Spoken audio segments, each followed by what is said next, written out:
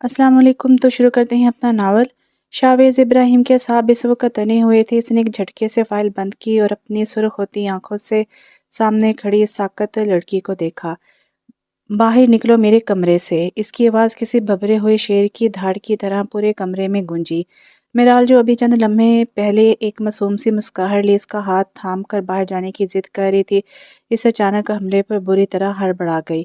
وہ بھی سنبھل بھی نہ پائی تھی کہ شاویز نے ایک جھٹکے سے اٹھ کر اس کے نازک شانوں کو اپنی آہنی گرفت میں دبوچ لیا۔ میرال کی آنکھوں میں وحشت اور تکلیف کی لہر دوڑی، مگر شاویز کے چہرے پر رحم کا ایک تاثر تک نہ تھا۔ اس کا لہجہ انتہائی زہریلا اور غصیلا ہو چکا تھا۔ تم اس گھر کی بیٹی نہیں ہو میرال، اور نہ ہی تمہارا ہم سے کوئی رشتہ ہے۔ تم تو اس دنیا کے لیے ایک ناجائز اولاد ہو، صرف ایک گناہ کا نشان۔ شاویز نے اس کے چہرے کے بالکل قریب جھک کر ہر لفظ کسی زہریلے تیر کی طرح اس کے دل میں پیوست کیا۔ ارسلان یزدانی کی بیٹی ہو تم، اس شخص کی اولاد ہونے کے ناطے تمہیں اپنے باپ کے کیے کی سزا تو بھگتنی ہی پڑے گی۔ میرال کی پتلیاں ساکت ہو گئی، چہرہ پسینے سے شرابور ہونے لگا۔ وہ انسان جس کے سائے میں وہ خود کو باحفاظت محسوس کرتی تھی، آج اسی کی آنکھوں میں اپنے لیے ایسی درندگی دیکھ کر اس کا جی چاہا کہ زمین پٹے اور اس میں سما جائے۔ شاویز کی گرفت اس کے کندھوں پر مزید سخت ہوئی، جیسے وہ اسے ختم کر دینا چاہتا ہو۔ آئندہ میری اجازت کے بغیر میرے روم میں قدم بھی رکھا تو جان نکال دوں گا تمہاری۔ یہاں سے دفع ہو جاؤ، اس سے پہلے کہ میں اپنی نفرت میں یہ بھول جاؤں کہ تم ایک لڑکی ہو۔ کڑوے سچ اور نفرت سے بھرا یہ انکشاف میرال کی برداشت سے باہر تھا۔ اسے لگا جیسے کائنات کا سارا بوجھ اس کے سر پر رکھ دیا گیا ہو۔ اچانک اس کے سر کے پچھلے حصے میں درد کی ایک شدید اور ناقابل برداشت لہر اٹھی۔ آنکھوں کے سامنے اندھیرا چھانے لگا اور وہ ایک کپ کپی کے ساتھ وہیں زمین بوس ہو کر ہوش و حواس کھو بیٹھی۔ اگلے ہفتے میرال پاکستان آ رہی ہے۔ چند لفظوں پر مشتمل سادہ سا جملہ سامنے بیٹھے شخص کے دل میں تیر کی طرح پیوست ہوا تھا۔ آفس میں چھائے سناٹے میں اس کی انگلیاں لمحہ بھر کے لیے ساکت ہوئیں۔ لمحے کا کھیل تھا اور انگلیاں پھر سے اسی رفتار میں حرکت کرنے لگی۔ میں کہہ رہی ہوں اگلے ہفتے میرال بھی حاذق کے ساتھ پاکستان آ رہی ہے۔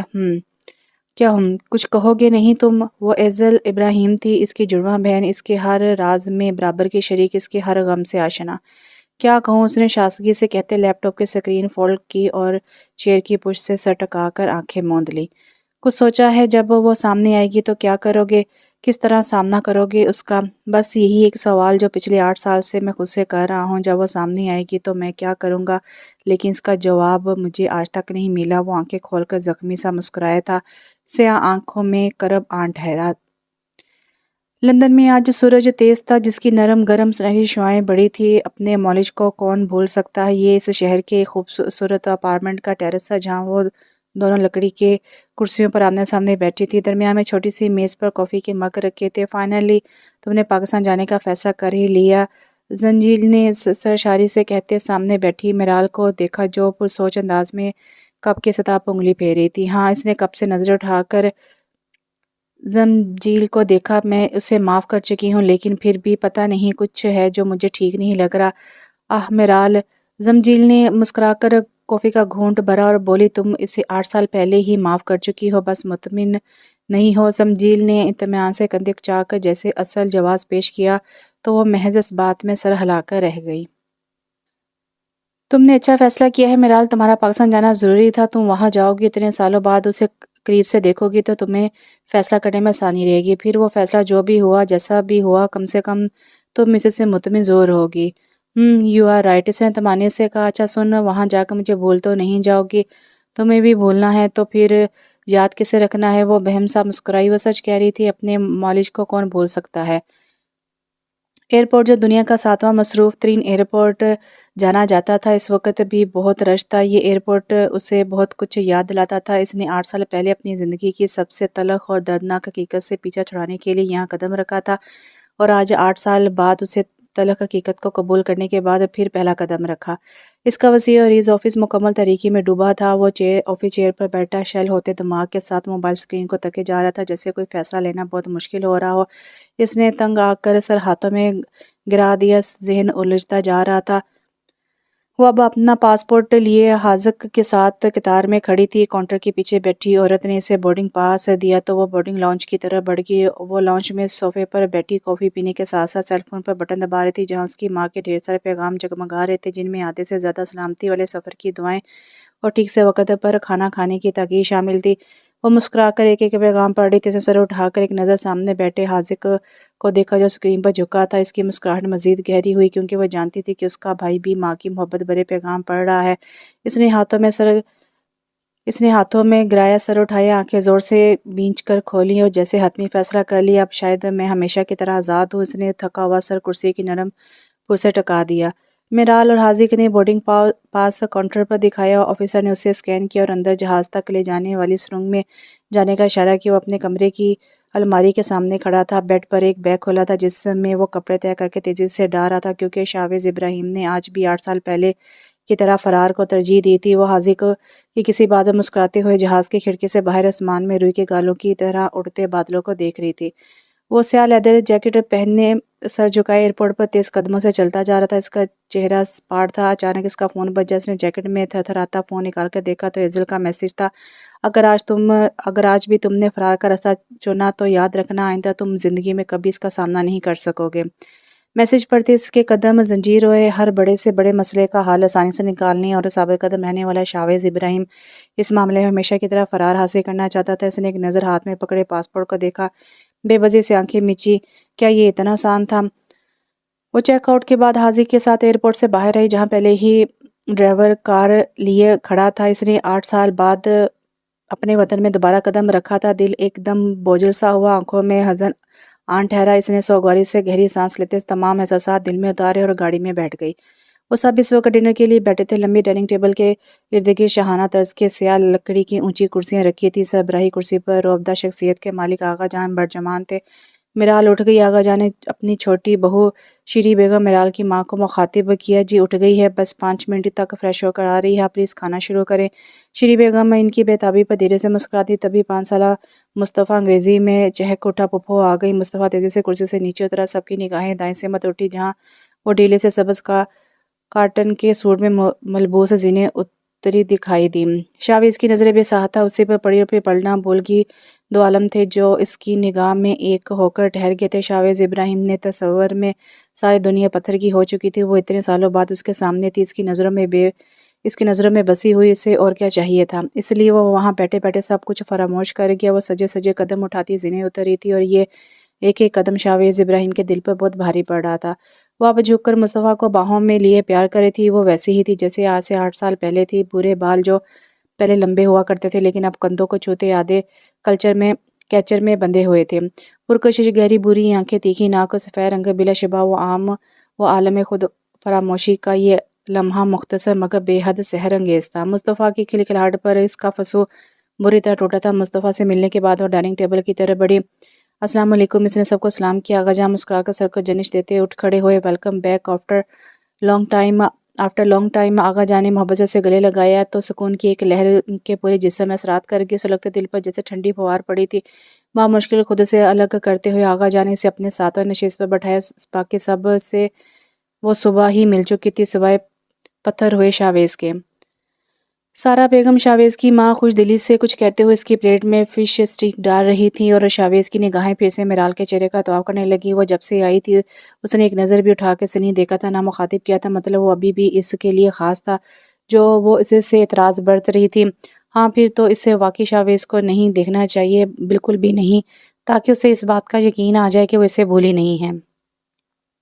یہی وہ لمحہ تھا جب کسی احساس کے تحت اس کی نظریں اٹھی اور اس نے بہم سی مسکراہٹ کے ساتھ اسے دیکھا، جیسے کسی عام سے انسان کو دیکھا جاتا ہے، جیسے وہ تمام عام انسانوں کو دیکھتی تھی۔ اور شاویز ابراہیم کی دھڑکنیں جیسے رک گئی تھیں۔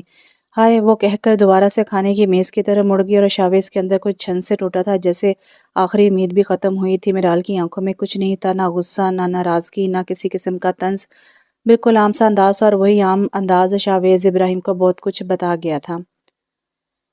اس نے کمرے میں داخل ہوتے ہی بند دروازے سے سر ٹکا کر آنکھیں موند لی اور کب سے رکا ہوا سانس بحال کیا۔ کتنا مشکل تھا اس شخص کے سامنے خود کو بے نیاز ظاہر کرنا۔ وہ 16 سال اس کے قریب رہی تھی اور ان 16 سالوں کی قربت کو اس نے 8 سال کے فراق پر فوقیت دینے کی کوشش کی تھی اور وہ بری طرح ناکام ٹھہری تھی۔ یکلت اس کی آنکھیں نم ہوئی، اسے لگا تھا اب وہ سامنے آئے گا تو فرق نہیں پڑے گا، لیکن دل آج بھی اتنی ہی شدت سے دکھا تھا۔ خود کو بے حد مضبوط سمجھنے کے باوجود آج بھی اس نے اپنے دل کو شاویز کے معاملے میں اتنا ہی کمزور اور بے بس پایا۔ ادھر وہ کمرے میں آ کر بیڈ پر کچھ دیر آنکھیں بیچے بیٹھا رہا۔ کچھ دیر وہ آنکھیں نہیں کھولنا چاہتا تھا۔ کچھ امیدیں اور خواب بری طرح ٹوٹے تھے۔ وہ فی الحال انہی امیدوں کے سہارے رہنا چاہتا تھا۔ اگر اس کے بس میں ہوتا تو وہ جان لگا کر بھی اپنی زندگی کی کتاب سے 8 سال پہلے والی شام ہمیشہ کے لیے مٹا دیتا، جس کے ملال اور پچھتاوے نے اس کی روح کو آج تک جکڑ رکھا تھا، جس سے وہ آج تک پیچھا نہیں چھڑوا سکا تھا۔ دل کا وہ زخم آج بھی تازہ تھا۔ 3 کنال پر مشتمل آغا پیلس کے 2 منزلیں تھیں، جس میں آغا جان اپنے دونوں بیٹوں حیدر اور ابراہیم کے ساتھ مقیم تھے۔ حیدر صاحب جو 12 سال پہلے خالق حقیقی سے جا ملے تھے، اپنے دور کے ایک کامیاب وکیل مانے جاتے تھے۔ ان کی وفات کے بعد ان کے چاروں بچے عمر، حاذق، حسیب اور میرال اپنی ماں شیریں بیگم کے ساتھ اور چھوٹے بیٹے ابراہیم صاحب اپنی بیوی سارہ بیگم اور 2 بچوں شاہفیز اور ایزل کے ساتھ رہائش پذیر تھے۔ عمر اور ایزل کی 8 سال پہلے شادی ہو چکی تھی اور ان کا ایک 5 سالہ بیٹا مصطفیٰ تھا۔ دونوں گھروں میں بے پناہ محبت اور اتفاق مثالی تھا۔ الگ الگ پوشن ہونے کے باوجود آغا جان کی عائد کردہ روایت کے مطابق کھانا ہمیشہ مل کر ایک ہی ٹیبل پر کھایا جاتا تھا، اور یہ روایت سالوں سے ایسے ہی چلی آ رہی تھی، جسے سب لوگ خوش اسلوبی سے نبھا رہے تھے۔ حیدر صاحب انگلینڈ کے پراپرٹی ہولڈر تھے، اس لیے ان کے تینوں بیٹوں نے اپنی زیادہ تر پڑھائی وہیں سے مکمل کی تھی۔ آنکھوں کو خیزہ کر دینے والے آغا پیلس کے مکین دنیا کی نظر میں بے حد مکمل اور خوبصورت ہے۔ دنیا کی ایسی کوئی نعمت نہیں تھی جس سے قدرت نے انہیں نوازا نہ رکھا ہو، لیکن اس کے باوجود بہت سے ایسے پچھتاوے، راز اور تکلیفیں تھیں جو سب مکین اپنے سینے میں چھپائے بیٹھے تھے۔ ان رازوں کا ایک بہت بڑا پہلو 8 سال پہلے 16 سالہ میرال حیدر کی ذات پر آشکار ہو کر اس کی پوری دنیا ہلا کر رکھ گیا تھا، جس کے بعد شیریں بیگم میرال کی ضد پر اسے اپنے ساتھ لیے لندن شفٹ ہو گئی تھی۔ آج 8 سال بعد میرال کی واپسی کی ایک خاص وجہ اس کی بہترین دوست اور چچا زاد عالیہ کی شادی بھی تھی، جو آغا جان کی اکلوتی بیٹی ذکیہ بیگم کی سب سے بڑی اولاد تھی۔ عالیہ اور وہ لندن میں یونیورسٹی فیلوز رہی تھیں۔ عالیہ اس سے 2 سال جونیئر تھی۔ اب گریجویشن کے دوران وہ شادی کر کے اپنے شوہر کے ساتھ لندن واپس جانے والی تھی۔ شیریں بیگم، عمر اور حسیب شادی کے سلسلے میں 5 دن پہلے ہی آ چکے تھے۔ وہ اور حاذق اپنی پڑھائی کے چند اہم پیپرز اور پروجیکٹس کی وجہ سے اب پہنچ پائے تھے۔ ماما، یہ بہت بھاری ڈریس ہے یار، یہ مجھ سے نہیں پہنا جائے گا۔ اس نے شیریں بیگم کو وارڈروب سے جامنی رنگ کا بھاری کام والا شرارہ نکالتے دیکھ کر جلدی سے ٹوکا۔ جواباً اس سے ماں کی کڑی نگاہوں کا سامنا کرنا پڑا۔ میرال، انہوں نے آنکھیں دکھائی۔ ماما پلیز ٹرائی ٹو انڈرسٹینڈ یار، اس میں میرا دم گھٹنا شروع ہو جائے گا، میں ان کپڑوں کی عادی نہیں۔ اس نے رونے والی شکل بنا کر کہا تو شیریں بیگم گہرا سانس بھر کر رہ گئی۔ تو کیا پہنو گی پھر؟ میں ڈریس منگوا چکی ہوں، اس نے دھیمی آواز میں کہتے جیسے اعتراف جرم کیا تھا۔ ہاں، کوئی بھی سبز رنگ کا سادہ سا کرتا شلوار منگوا لیا ہوگا۔ وہ بھی ماں تھی اپنی بیٹی کی رگ رگ سے واقف۔ ایگزیکٹلی مائی موم ڈارلنگ، وہ کھل کر ہنستے ہوئے ان کے گلے لگ گئے۔ قدرت سے کندھا چوم کر پیچھے ہٹتے ہوئے مسکرا کے ایک آنکھ دبائی تو شیریں بیگم خوفگی سے ہنس دی۔ وہ بیڈ روم میں آئینے کے سامنے کھڑی ریسٹ واچ پہن رہی تھی جب موبائل کی محسوس ٹون بجی۔ یقیناً عالیہ کا میسج تھا جو جلدی سے آنے کی تاکید کر رہی ہوگی۔ اس نے گھڑی پہن کر میسج کھولا۔ محترمہ، آپ جلدی تشریف لائیں گی یا نیچے پرائیویٹ جیٹ بھیجوں؟ عالیہ کا جلا کٹا پیغام پڑھ کر وہ مسکرا دی۔ 5 منٹ تک نکل رہی ہوں، اس نے جواب بھیج کر جلدی سے ادھورے کام سمیٹے تیاری مکمل کر کے سر سے پیر تک آئینے میں اپنا جائزہ لیا۔ اس نے گہرے سبز رنگ کی رو سلک کی لمبی قمیض کے ساتھ ہم رنگ دوپٹہ کندھوں پر ڈال رکھا تھا۔ قمیض کے اگلے اور آستینوں پر سبز ریشم اور موتیوں کا نفیس کام ہوا تھا۔ چھوٹے لیئرز میں کٹے بھورے بال چہرے کے دونوں طرف ٹھہرے تھے۔ چہرے پر ہلکا سا میک اپ اور کانوں میں بیضوی نما سبز زمرد کے ٹاپس جگمگا رہے تھے۔ آغا علی اپنے دور کے ایک نامور بزنس مین تھے۔ بیوی کے انتقال کے بعد انہوں نے اپنے تینوں بچوں کی پرورش خود کی۔ انہوں نے اپنی پوری زندگی میں صرف کامیاب ہونا سیکھا تھا۔ یہی کامیابی ان کے مزاج کا حصہ بنتی گئی۔ اس کا اندازہ انہیں اس وقت ہوا جب ان کی دوستی یزدانی سے ہوئی۔ یزدانی ان کی طرح ایک کامیاب بزنس مین تھے۔ چند مختلف کاروبار میں وہ آغا علی سے آگے تھے، جو آغا علی کے لیے ایک ناگوار سی بات تھی۔ انہوں نے کاروبار میں مزید ترقی کے لیے ان سے دوستی کا رشتہ جوڑ لیا۔ دوستی کا یہ رشتہ رفتہ رفتہ دل ہی دل میں لالچ میں تبدیل ہوتا گیا۔ یزدانی سے دوستی کے بعد ان کا کاروبار آسمانوں کو چھونے لگا۔ کہتے ہیں کہ انسان کے پاس جتنا زیادہ پیسہ ہے، اس کا لالچ اتنا ہی بڑھ جاتا ہے۔ ان کے ساتھ بھی یہی ہوا تھا۔ بھرپور ترقی حاصل کرنے کے لالچ میں انہوں نے اپنی بیٹی کا رشتہ یزدانی کے اکلوتے بیٹے ارسلان یزدانی سے طے کر دیا۔ دونوں کی پہلی محبت کا یہ رشتہ دن بہ دن مضبوط ہوتا گیا۔ ارسلان یزدانی جب بھی دوسرے ملک جاتا یا شہر سے دور، سب سے پہلا تحفہ وہ ذکیہ کے لیے خریدتا۔ وہ دونوں بے حد خوش اور مطمئن تھے۔ منگنی کے 8 ماہ بعد ارسلان نے شادی پر زور دیا تو یزدانی نے بیٹے کا یہ مطالبہ آغا علی کے آگے رکھ دیا۔ آغا علی جو پچھلے 1 ماہ سے بظاہر مطمئن نظر آتے تھے، لیکن اندر سے اتنے ہی الجھے ہوئے تھے، جس کی ایک وجہ ان کی بڑی بیٹی صالحہ کا وہی پرانا مطالبہ تھا کہ جو وہ ذکیہ کی پیدائش سے کرتی آ رہی تھی، یعنی اپنے اکلوتے بیٹے کے لیے ذکیہ کا رشتہ، اور دوسری بڑی اور اہم وجہ یزدانی کے ہاتھ سے اس اہم بزنس پروجیکٹ کا نکلنا تھا جس کی وجہ سے انہوں نے بیٹی کا رشتہ کیا تھا۔ انہوں نے یزدانی سے کچھ دن سوچنے کا وقت مانگا۔ ارسلان اور ذکیہ آغا علی کے اس عمل پر عجیب کشمکش کا شکار تھے۔ ارسلان کو بامشکل سمجھا بجھا کر ذکیہ نے خود باپ سے بات کرنے کا فیصلہ کیا، لیکن ان کے کمرے میں داخل ہونے سے پہلے اندر سے اٹھنے والی آوازوں پر وہ رک گئی۔ صرف اس کوئلے والے پروجیکٹ کو حاصل کرنے کے لیے میں نے اس دوستی کو رشتہ داری میں بدلا تھا۔ اب جب یہ پروجیکٹ یزدانی کے ہاتھ سے نکل گیا ہے تو مجھے کیا ضرورت ہے بلا وجہ یہ رشتہ جوڑنے کی؟ میں ذکیہ کا رشتہ صالحہ کے بیٹے ہارون سے کروں گا، اینڈ اٹس فائن۔ آغا علی کسی دوست سے فون پر محو گفتگو تھے۔ باہر کھڑی ذکیہ کا جیسے سانس تک رک گیا تھا۔ ہاں بالکل، یہ میرا آخری فیصلہ ہے، اور یزدانی کو اس رشتے سے انکار کیسے کرنا یہ بھی میں اچھے سے جانتا ہوں۔ اس دفعہ انہوں نے غرورانہ انداز اپنایا۔ باپ کی گفتگو سن کر ذکیہ کا چہرہ بالکل سفید پڑتا گیا۔ وہ کسی خواب کی سی کیفیت میں پیچھے ہٹی، من بھر کے قدم اٹھاتی کمرے میں داخل ہو کر بیڈ پر بیٹھ گئی۔ یہ آپ نے کیا کر دیا ڈیڈ؟ آنکھوں سے آنسو اٹھ کر گرنے لگے۔ وہ جانتی تھی کہ اس کا اپنے لیے آواز اٹھانے کا کوئی فائدہ نہیں ہوگا وہی جو اس کا باپ چاہے گا۔ پورے لون کو برق کی کمکموں اور گیندے کے پھول سے آراستہ کیا گیا تھا۔ فیری لائٹس میں لپٹے تمام پودے، گھاس پر بچھی فرش، نشستیں، زرد، گلابی اور نارنجی کشن، اسٹیج کی جانب سے اٹھتی گانوں کی آوازیں، سب خوشنما سا منظر پیش کر رہے تھے۔ خوبصورت سے وسیع عریض لون میں ایک طرف پہ اسٹالز بھی تھے جہاں سے حلوہ پوری، باربیکیو اور دیگر لذوذات کی مہک اٹھ رہی تھی۔ وہ گھاس کے درمیان میں بنی روش پر چلتی اسٹیج کی طرف بڑھی جہاں عالیہ اور اس کا دولہا چند کزنز کی جھرمٹ میں بیٹھے کسی بات پر مسکرا رہے تھے۔ اس جھرمٹ میں ایک ایسی ہستی بھی تھی جسے دیکھ کر اس کے قدم ساکت ہوئے۔ اس نے روک کر 2-3 گہرے سانس لی، خود کو مضبوط کیا اور قدم دوبارہ بڑھائے۔ او مائی گاڈ عالیہ، کتنی خوش قسمت ہو تم، تمہاری وجہ سے آج اتنے بڑے بڑے لوگوں نے اس محفل کو رونق بخشی ہے۔ یہ عالیہ کی چھوٹی بہن اقرا تھی جو بلند آواز میں کہتی اس کے اسٹیج پر پہنچنے سے پہلے اس کے گلے لگ گئی تھی۔ وہ محض مسکرا کر رہ گئی۔ دیکھتے دیکھتے تمام کزنز نے اسے ہاتھوں ہاتھ لیا تھا۔ اس کے ارد گرد ایک مجمع سا لگ گیا تھا۔ اس نے سب سے مل کر ہاتھ میں پکڑے تحفے عالیہ کے حوالے کیے اور بالآخر ڈھیروں ہمت جمع کرتے ہوئے بائیں جانب بیٹھی اس ہستی کی طرف متوجہ ہوئی جس کی آنکھوں میں لاشعوری طور پر میرال حیدر کو دیکھتے ہی نفرت اور سردپن اتر آتا تھا۔ السلام علیکم، کیسی ہیں آپ؟ ذکیہ بیگم کی آنکھوں میں رقم نفرت کے رنگ دیکھ کر اندر سے ریزہ ریزہ ہو کر ریت کی مانند ڈھہ جانے والی میرال نے بظاہر مضبوطی سے براہ راست ان کی آنکھوں میں دیکھتے ہوئے اطمینان سے کہا۔ انہوں نے سر کو جنش دیتے ہوئے صرف سلام کا جواب دیا اور اسٹیج سے نیچے اتر گئیں۔ وہ سر جھڑ کر رہ گئی۔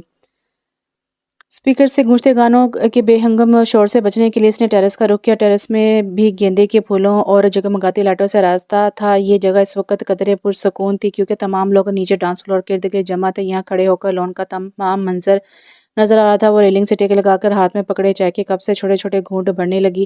آج کئی نگاہیں اس کی طرف اٹھی تھیں، کچھ ستائشی، کچھ ترس، کچھ نفرت اور ناپسندگی اور کچھ طنز بھری۔ ان تمام نگاہوں کے لیے پہلے سے تیار ہونے کے باوجود دل میں ایک عجیب سا درد اٹھ رہا تھا جو لا علاج تھا۔ کیسی ہو میرال؟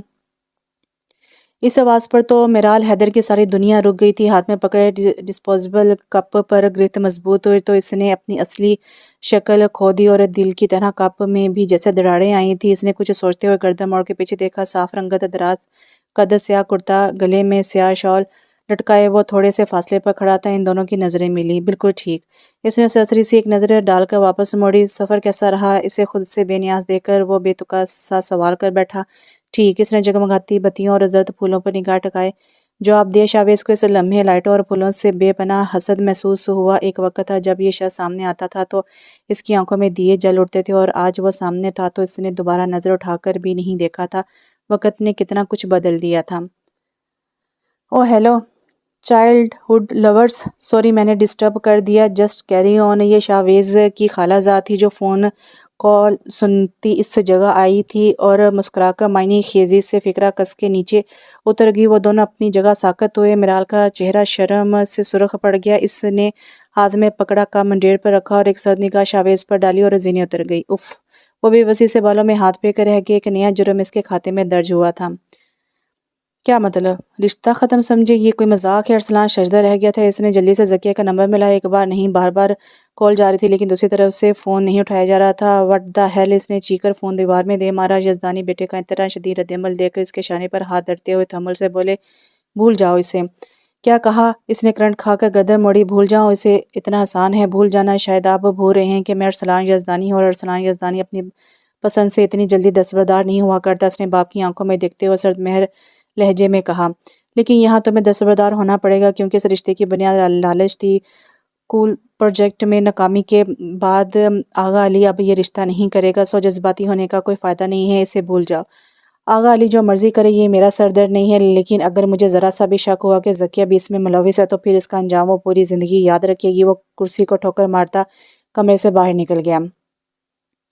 وہ بیڈ پر لیٹی سوجی آنکھوں سے چھت کو تکے جا رہی تھی۔ گزشتہ دنوں اس کی ذات بری طرح اذیت اور اضطراب کا شکار تھی۔ حیدر اور ابراہیم اس معاملے میں اس سے بات کر چکے تھے، مگر چاہتے ہوئے بھی وہ باپ کا لالچی چہرہ ان کے سامنے فاش نہ کر سکی۔ ہر بیٹی کی طرح اس کے لیے بھی باپ کی ذات ایک رول ماڈل تھی، ایک ایسا ہیرو جس میں ہم کوئی خامی نہیں دیکھنا چاہتے، اگر دیکھ بھی لیں تو فوراً پردہ ڈال دیتے ہیں۔ ایسا نہیں تھا کہ اس سے ارسلان یزدانی سے کوئی بہت گہری محبت ہو گئی تھی اور اب وہ اس کے بغیر رہ نہیں سکتی تھی۔ اس کی ذات پر چھائے اضطراب کی اصل وجہ ارسلان کی اس کے لیے محبت اور جنونیت کے ساتھ وہ پیشکش تھی جسے وہ چاہ کر بھی پورا نہیں کر سکتی تھی۔ وہ اسے پسند ضرور کرتی تھی لیکن کورٹ میرج کا سوال بھی نہیں وہ اسے پسند ضرور کرتی تھی لیکن کورٹ میرج کا سوچ بھی نہیں سکتی تھی۔ تکیے کے ساتھ رکھا فون پھر سے بج اٹھا تو اس نے کرب سے آنکھیں میچ لی تھی۔ وہ جانتی تھی فون کی دوسری طرف ارسلان یزدانی ہے، جو دن رات کالز کر رہا تھا اور وہ اسے مسلسل نظر انداز کر رہی تھی۔ اس کا دل و دماغ دونوں یہ بات تسلیم کر چکے تھے کہ اب ارسلان یزدانی اور اس کا ایک ہونا ناممکن ہے، کیونکہ ذکی آغا اپنے باپ کے سامنے اف تک کرنے کی ہمت نہیں رکھتی تھی۔ بہت سی بیٹیوں کی طرح وہ بھی بزدل تھی۔ جتنی مرضی کالز کر لو وہ نہیں اٹھائے گی۔ یزدانی نے ٹی وی لانچ میں داخل ہوتے ہوئے صوفے پر بیٹھے ارسلان کو بار بار فون پر نمبر ملاتے دیکھ کر چیلنج کرنے والے انداز میں کہا، وہ لالچی باپ کی لالچی اور دھوکے باز بیٹی ہے۔ ارسلان وہ وفادار کیسے ہو سکتی؟ تم اسے بار بار کال کر کے اپنی عزت نفس مجروح مت کرو۔ وہ باپ تھے، اپنے ہونہار بیٹے کو کسی کے سامنے بے مول ہوتے نہیں دیکھ سکتے تھے۔ بیٹے کی دھوکہ برداشت نہ کرنے والی طبیعت سے بخوبی واقف ہونے کی وجہ سے وہ اس کی تکلیف دل سے محسوس کر رہے تھے۔ آج کا دن، صرف آج کا دن مجھے یہ سب کرنے دے ڈیڈ، وہ دھوکے باز ہے، مجھے اس بات کا یقین کرنے دے، اس کے بعد میں جانتا ہوں مجھے کیا کرنا ہے۔ ارسلان کی آنکھوں میں تکلیف کے بعد چٹانوں جیسی سختی اترتے دیکھ کر وہ خاموش ہو گئے۔ برات کا وینیو سرخ اور سنہری رنگ میں سجا تھا۔ اونچی چھت سے جگہ جگہ فانوس لٹک رہے تھے۔ اسٹیج بھی سبز پتوں اور سرخ گلاب کے پھولوں سے مزین تھا۔ فاصلے پر صوفے رکھ کر بڑے بڑے سٹنگ ایریاز بنائے گئے تھے۔ وہ ماں کے ساتھ صوفے پر خواتین کے ایک گروپ میں بیٹھی بس مسکراتے ہوئے سب کی باتیں سن رہی تھی، اس بات سے بے خبر کہ قدرے فاصلے پر رکھے میز کے ارد گرد بیٹھے چند رشتہ دار عورتوں کے مابین اس کی ذات زیر بحث تھی۔ وہ شیری کے ساتھ جو سفید فراک میں بیٹھی ہے وہ اس کی بیٹی ہے نا؟ کہنے والی نے ساتھ بیٹھی خاتون کے قریب ہوتے ہوئے سرگوشی کی۔ ہاں ہاں وہی ہے، بہت پیاری اور لائق بچی ہے، سافٹ ویئر انجینئرنگ میں گولڈ میڈلسٹ بھی ہے۔ حیدر نے بیٹوں سے زیادہ تو اس نام پر پراپرٹیز چھوڑ رکھی ہے۔ اچھا ماشاءاللہ، کہیں رشتہ نہیں ہوا ابھی تک اس کا؟ میری تو بہت خواہش ہے اپنے بیٹے عادل کے لیے ایسے خوبصورت رشتے کی۔ ان کی آنکھوں میں ستائش ابھری۔ رشتہ کرنے سے پہلے ایک دفعہ سوچ لیتی، کیونکہ اس کے متعلق بڑا مشہور ہے کہ معنی خیزی سے جان بوجھ کر جملہ ادھورا چھوڑا گیا کیا کہ یہ ناجائز ہے۔ سننے میں آیا ہے کہ شیری کی لے پالک اور ناجائز بیٹی ہے۔ خاتون کی آواز بالکل دھیمی ہو گئی۔ استغفراللہ، کیا ضرورت تھی شیری کو یہ ناجائز پالنے کی؟ خدا نے 3 بیٹوں سے نوازا تھا، کافی نہیں تھا؟ خاتون نے فوراً بھرمی سے ناک چڑھائی اور پیچھے کھڑے شاویز کے لیے پوری دنیا ساکت ہوگی۔ وہ جہاں تھا وہیں جم گیا۔ ویسے یہ نہیں پتہ چلا کہ یہ آخر کس کی ناجائز بیٹی ہے؟ خاتون نے دوبارہ سرگوشی کی۔ میں نے تو یہی سنا ہے کہ اس سے پہلے وہ فکر مکمل کرتی برف کا مجسمہ بنے شاویز کے جسم میں حرکت ہوئی۔ وہ جلدی سے بول اٹھا، ایکسکیوز می، کھانا لگ گیا ہے، فضول باتیں چھوڑ کر کھانا کھائیں اور گھر جانے کی تیاری کریں، اس نے دبے دبے لہجے میں غصے سے کہا تھا۔ خاتون خسانی سی ہنس کر جلدی سے اٹھ کر ٹیبل کی طرف بڑھ گئی۔ شاویز کی متلاشی نظریں پورے حال میں گھومی اور پھر وہ اسے نظر آئے گی۔ وہ حاذق اور حسیقے کسی بات پر کھل کر مسکراتے ہوئے اپنی اور ان کی پلیٹ میں کھانا ڈال رہی تھی۔ حاذق نے جھک کر اس کے کان میں کچھ کہا تو اس نے ہلکا سا کہکہ لگایا، نفی میں سا ہلاتے ہوئے اپنی پلیٹ سے جھینگیں اٹھا کر اس کی پلیٹ میں ڈال دی۔ ان بہن بھائیوں کی محبت کا یہ منظر بہت خوبصورت تھا۔ وہ آگے بڑھنے کے بجائے پیچھے ہٹ گیا۔ ڈپریشن نے اسے اپنی ہی ذات کا قیدی بنا دیا تھا، اس لیے آج کافی دنوں بعد اس نے گھر سے باہر قدم رکھا تھا اور اسے واقعی بہتر محسوس ہوا تھا۔ برے لمبے بالوں کو ڈھیلی سی پونی میں باندھے وہ گاڑی چلا رہی تھی۔ آنکھوں میں کچھ تھا جو اداس کر دینے والا تھا۔ اچانک ہی اسے محسوس ہوا جیسے پیچھے آتی سیاہ لینڈ کروزر اس کا تعاقب کر رہی ہے۔ اس نے بیک ویو مرر میں دیکھتے ہوئے اسٹیئرنگ پر گرفت مضبوط کی اور سپیڈ بڑھائی۔ تب ہی سیاہ کار کی رفتار بھی اتنی ہی تیز ہوئی تو اس کا شک یقین میں بدل گیا۔ لینڈ کروزر اب ان کی گاڑی کے عین برابر آ چکی تھی۔ وہ بری طرح بڑکلا گئی۔ اس نے خوفزدہ ہو کر ایک دم بریک لگایا۔ لینڈ کروزر بھی ایک جھٹکے سے رکی۔ گاڑی کے دروازے کھلے اور دو نقاب پوش پھرتی سے آگے بڑھے اور اسے سنبھلنے کا موقع دیے بغیر بڑی مہارت سے کھینچ کر اپنی کار کی پچھلی سیٹ پر منتقل کیا اور گاڑی لے کر غائب ہو گئے۔ ارسلان آنکھیں کھولتے ہی جو اسے پہلا چہرہ نظر آیا تھا وہ ارسلان یزدانی کا تھا، جسے دیکھ کر وہ بت کی طرح ساکت ہوئی۔ ہاں میں، اس نے چبا کر کہا تھا۔ تم مجھے یہاں کیوں لائے ہو؟ اس کی آواز بری طرح کانپ رہی تھی۔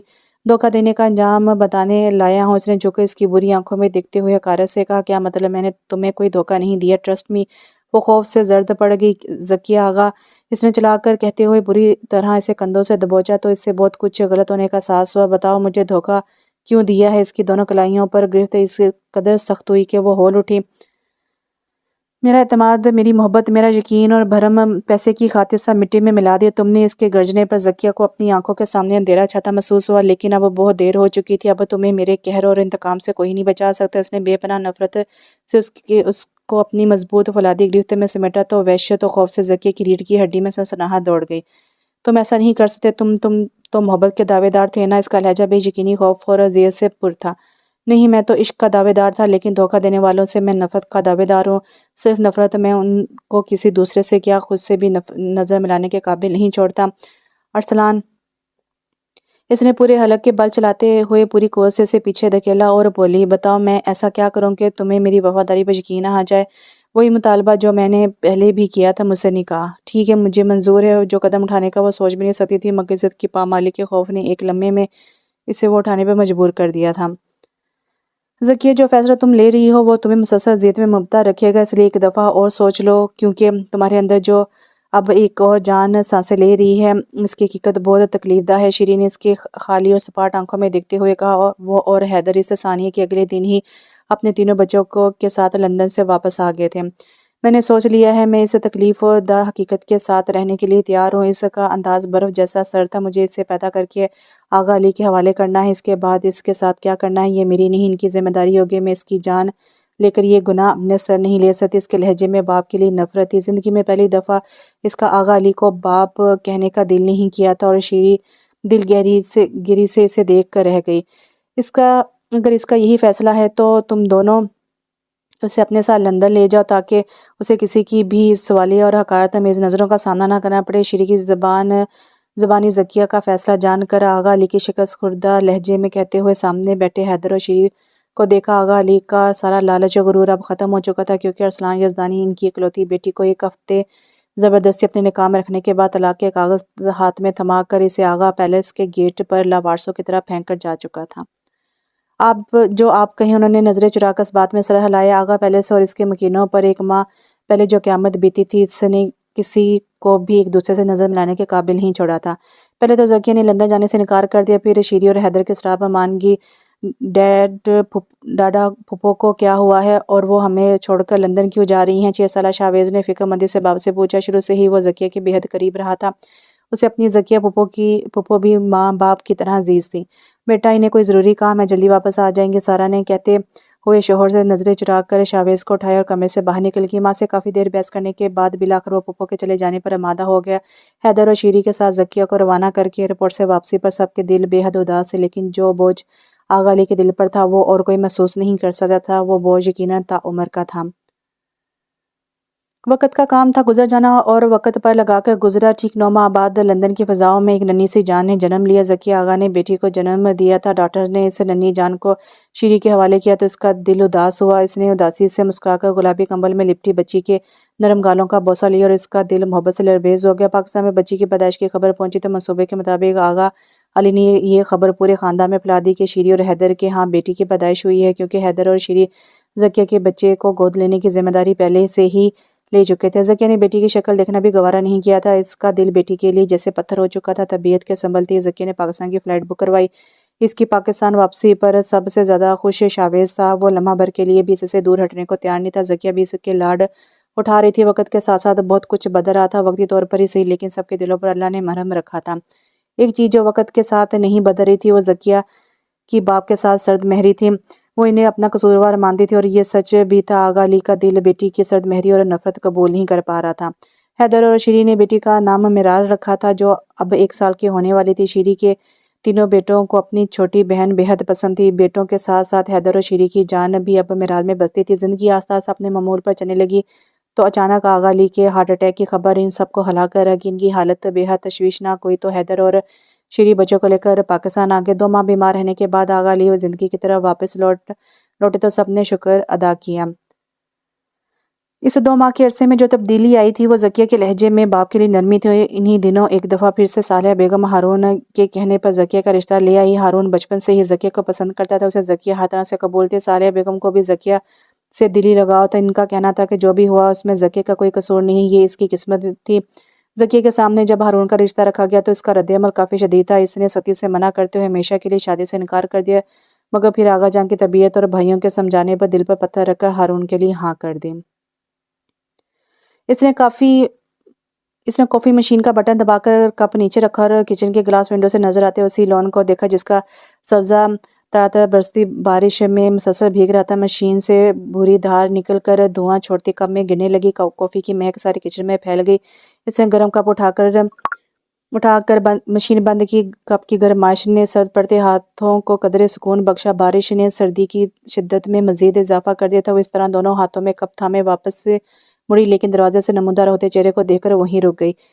ایک کپ کافی مل سکتی ہے؟ شاویز نے اس کے ہاتھ میں پکڑے کپ کو دیکھتے ہوئے کہا۔ وہ اس بات میں سے ہلاتی ذرا سا سائیڈ پر ہوئی، ایک نظر سے دیکھا، پھر آنکھوں کی مدد سے کاؤنٹر کی جانب اشارہ کیا کہ وہ سارا سامان پڑا ہے، بنا لو، اور باہر نکل گئی۔ مجھے بنانی نہیں آتی۔ ابھی وہ چند قدم ہی آگے بڑھی تھی کہ وہ پیچھے سے پکارا تھا، باہر جا کر کسی ریسٹورنٹ سے پی لو۔ اس نے سپاٹ لہجے میں جواب دیا، مجھے باہر سے کافی پینا نہیں پسند، اور میرال کو لگا جیسے یہ کہتے ہوئے اس کی آواز مسکرائی ہو۔ اس نے بے ساختہ گردن موڑی، طنزیہ آئی برو کھچایا، انداز ایسا تھا جیسے کہہ رہی ہو سیریسلی شاویز، کیونکہ ان کے ساتھ گزری زندگی میں آدھی سے زیادہ کافی ریسٹورنٹ میں ہی پی گئی تھی۔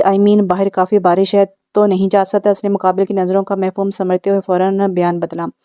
وہ شاید نہیں بلکہ یقیناً اس سے بات کرنے کا بہانہ ڈھونڈ رہا تھا۔ وہ چند لمحے سے دیکھتی رہی، پھر سر جھٹکتے ہوئے آگے بڑھ گئی۔ شاویز آنکھوں میں مسکراہٹ لیے کچن میں آ کر کافی بنانے لگا۔ میرال حیدر کے سرد پن نے شاویز ابراہیم کو امید کی کرن دلائی کہ ان کے درمیان سب کچھ پہلے جیسا ہو سکتا ہے۔ کمرے میں آ کے اس نے گرم مگ ٹیبل پر رکھا اور لیپ ٹاپ آن کیا، اپنا کام کرنے کی کوشش کی، لیکن دماغ بار بار بھٹک کر شاویز کی طرف جا رہا تھا۔ کیا جاتا اگر میں اسے کافی بنا دیتی؟ اس سوچ کے آتے ہی اس نے ایک جھٹکے سے لیپ ٹاپ بند کیا۔ کافی کا بھرا مگ ٹھنڈا ہونے لگا تھا۔ دل ایک دم ہر چیز سے اچاٹ ہو گیا تھا۔ واو، یہ چین کہاں سے خریدا ہے میرال؟ ثانی نے اس کے ہاتھ میں تھامے سیاہ اور سنہری چین کو اشتیاق سے دیکھا۔ شاویز نے دیا تھا، اس نے نوٹس پر جھک کر لکھتے ہوئے مصروف انداز میں جواب دیا۔ وٹ، تمہارے پاس ہر چیز شاویز کی دی ہوئی ہوتی ہے کیا؟ لیدر کے مختلف نوٹ پیڈ سے لے کر ہر خوبصورت اور قیمتی چین تک سب کچھ شاویز کا دیا ہوا ہوتا ہے تمہارے پاس؟ اس کے کہنے پر وہ بے ساختہ مسکرا دی۔ اب وہ اسے کیا بتاتی کہ ان میں آدھی سے زیادہ چیزیں تو وہ شاویز ابراہیم کی خود ہی اٹھا لیتی ہے اور وہ پوچھتا تک نہیں۔ خیر، سب کچھ تو نہیں، یہ بیگ میرا اپنا ہے۔ اس نے مسکراہٹ دباتے ہوئے اپنا بیگ سامنے کیا۔ ثانیہ بچپن سے اس کی کلاس فیلو تھی، اب وہ دونوں میٹرک میں تھی اور ایک ہی اسکول میں پڑھ رہی تھی۔ ان کی دوستی کافی گہری تھی۔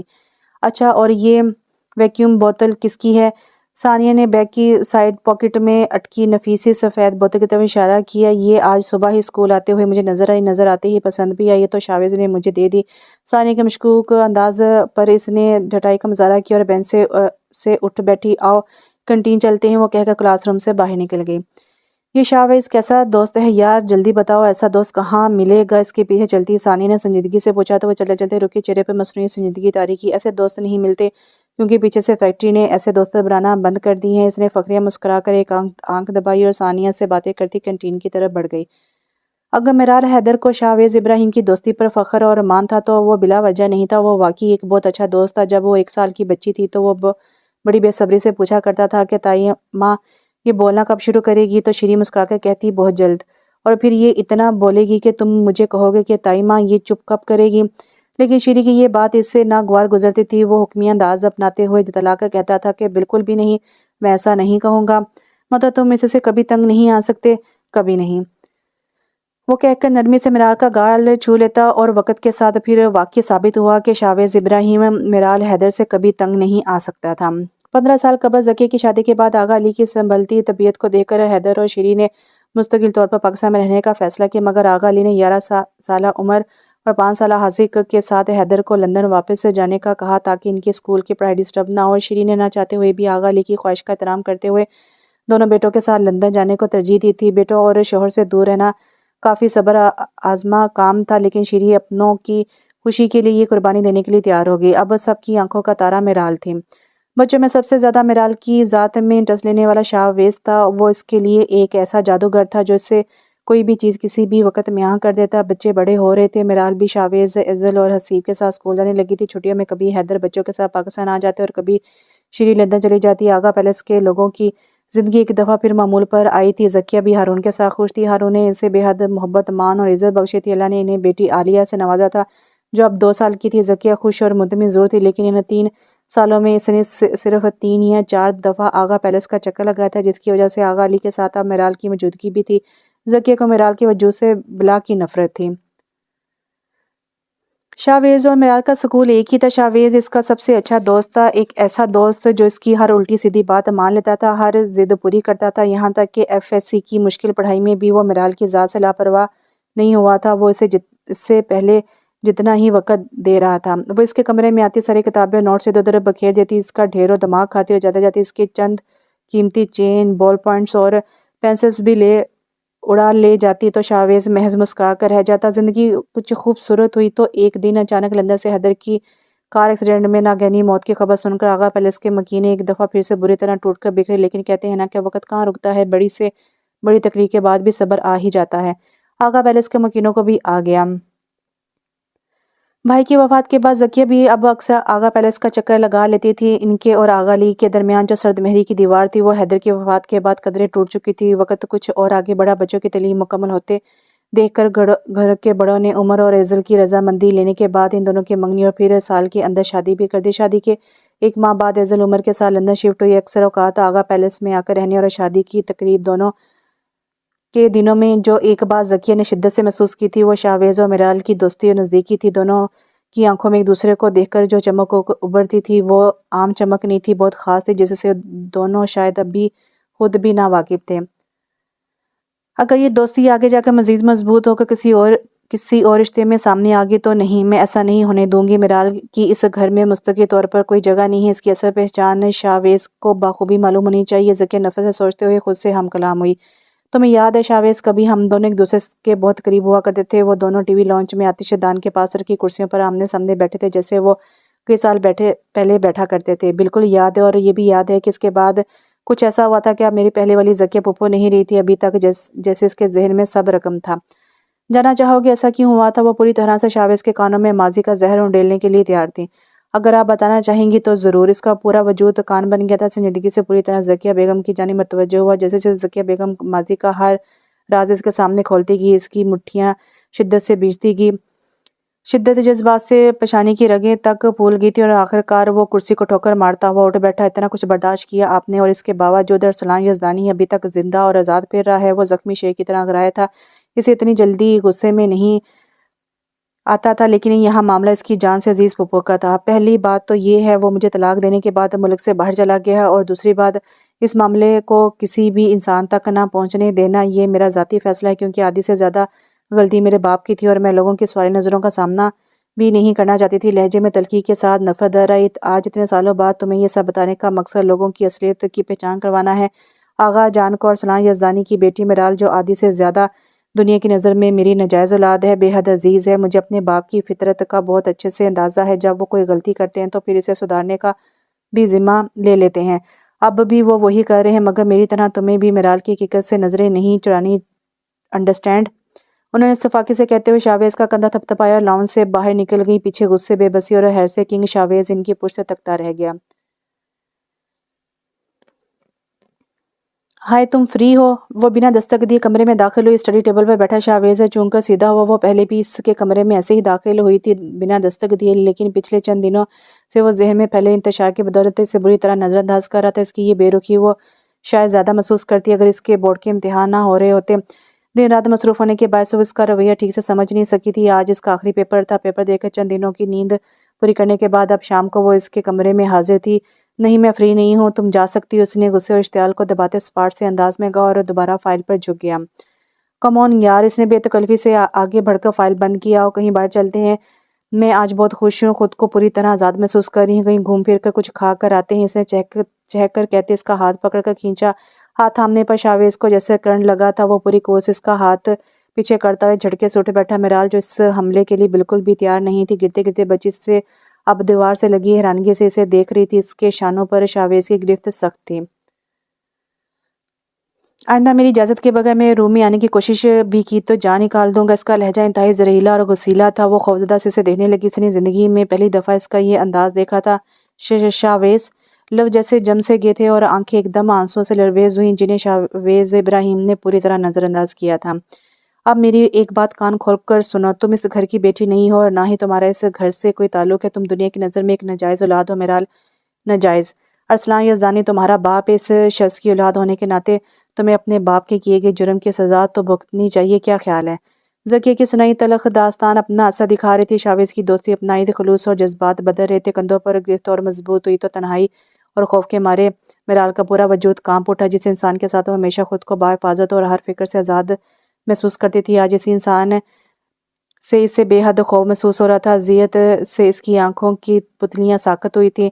اصول کے مطابق تو تمہارے ساتھ بھی وہی ہونا چاہیے جو ذکیہ پھپھو کے ساتھ ہوا ہے، وہ زہر خوند لہجے میں بولا۔ شاویز ایک تپتا ہوا گولا بن کر حلق میں اٹک گیا۔ آج شاویز ابراہیم کی باتیں میرال حیدر کو مارنے کے لیے کافی تھی۔ روتی ہوئی میرال اپنے کانوں پر ہاتھ رکھنا چاہتی تھی یا اس کا منہ بند کرنا چاہتی تھی، لیکن نہ ہاتھ اٹھ رہے تھے، نہ زبان ہل رہی تھی۔ اچانک اس کے سر کے پچھلے حصے میں درد کی شدید لہر اٹھی۔ اس کا پورا وجود لمحوں میں پسینہ پسینہ ہوا تھا۔ چکراتے سر اور بند ہوتی آنکھوں کے ساتھ وہ زمین بوس ہوئی اور ہوش و حواس کھو بیٹھی۔ اس کا نروس بریک ڈاؤن ہوا تھا۔ اسے ہسپتال سے گھر آئے 10 دن گزر چکے تھے۔ سب گھر والے بے حد پریشان تھے۔ وہ تو شاویز نے میرال کو کوریڈور میں بے ہوش پڑے دیکھ لیا اور وہ وقت پر ہسپتال پہنچ گئے۔ وہ جب شاویز کو سراہتے وہ نظریں چرا لیتا۔ سب کے بار بار پوچھنے پر میرال نے اپنی اس حالت کی وجہ ایگزیم کا سٹریس بتا کر جان چھڑا لی۔ اس کی جسمانی صحت سنبھل گئی تھی، لیکن ذہنی حالت پہلے سے زیادہ خراب ہو گئی تھی۔ اسے کبھی کبھی لگتا تھا وہ صحرا میں اکیلی بھٹک رہی ہے۔ اب نہ پھول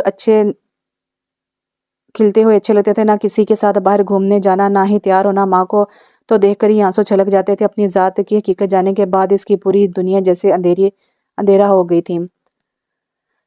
مسلسل ذہنی اذیت میں رہنے کے بعد اس نے بالآخر لندن جانے کا فیصلہ کیا۔ اس کے اس فیصلے پر سب حیران ہوئے تھے، کیونکہ وہ واحد تھی اس گھر میں جو پاکستان میں رہ کر ڈاکٹر بننا چاہتی تھی۔ اسے لندن جانے میں کوئی انٹرسٹ نہیں تھا۔ لندن آ کر ماحول بدلا تو اس کی ذہنی اور دلی حالت کچھ بہتر ہوئی۔ اسے آہستہ آہستہ پہلے والی دھن میں واپس لوٹتے دیکھ کر شیری بیگم بے حد خوش تھی۔ وہ اب کالج میں داخلہ لے چکی تھی، سائیکل لے کر سڑکوں پر گھومنے نکل جاتی۔ ماں اور بھائیوں کے بعد اس کی ذہنی حالت بدلنے میں سب سے زیادہ ہاتھ ذکیل کا تھا۔ ذکیل سے اس کی ملاقات کالج کی سالانہ مینٹل ہیلتھ تقریب میں ہوئی تھی، اور تب 19 سال کی عمر میں اسے پہلی دفعہ احساس ہوا کہ دماغی صحت کتنی ضروری ہے۔ پھر وہ کالج کے علاوہ بھی ذکیل کے کلینک جا کر تھراپی لینے لگی۔ چند سیشن کے بعد اس کی دماغی حالت آہستہ آہستہ پوری طرح سے صحت مند ہوتی گئی۔ بے شک اپنی حقیقت جاننے کے بعد دل میں جو چبھن تھی وہ آخری سانس تک اپنی تھی، لیکن تھراپی نے اس سے اپنی اصل حقیقت قبول کرنے میں بہت مدد دی تھی۔ میرال کے لندن جانے سے پہلے ہی شاویز اپنی ضمیر جو دن رات اسے ندامت کا احساس دلاتا تھا، اس سے فرار حاصل کرنے بزنس میں ماسٹرز کے لیے امریکہ آ گیا تھا۔ اور 2 سال امریکہ میں رہ کر بھی جب وہ دل اور ضمیر کی آواز سے پیچھا نہ چھڑا سکا تو پاکستان لوٹ آیا۔ واپس آ کر میرال کے بغیر اسے آغا ہاؤس کاٹ کھانے کو دوڑ رہا تھا۔ اس کی بری آنکھیں آج بھی اس کے دل کی سرزمین پر چمک رہی تھی۔ وہ چلی گئی تھی تو اس کی زندگی میں ایک عجیب سا پھیکا پن آ گیا تھا۔ اسے ایسے محسوس ہو رہا تھا جیسے زندگی کے کینوس کے سارے رنگ ہی بے رنگ ہو گئے ہوں۔ دلچسپی اور کشش نام کی چیز تو بالکل ختم ہو گئی تھی۔ ابراہیم صاحب نے مستقل طور پر اسے اپنا بزنس جوائن کرنے کو کہا تو اس نے بے دلی سے جوائن کر لیا تھا۔ اس نے اپنی زندگی کو ایک دائرے میں مقید کر لیا تھا، گھر سے آفس، آفس سے گھر، بالکل کسی مشین کی طرح کام کرتا تھا۔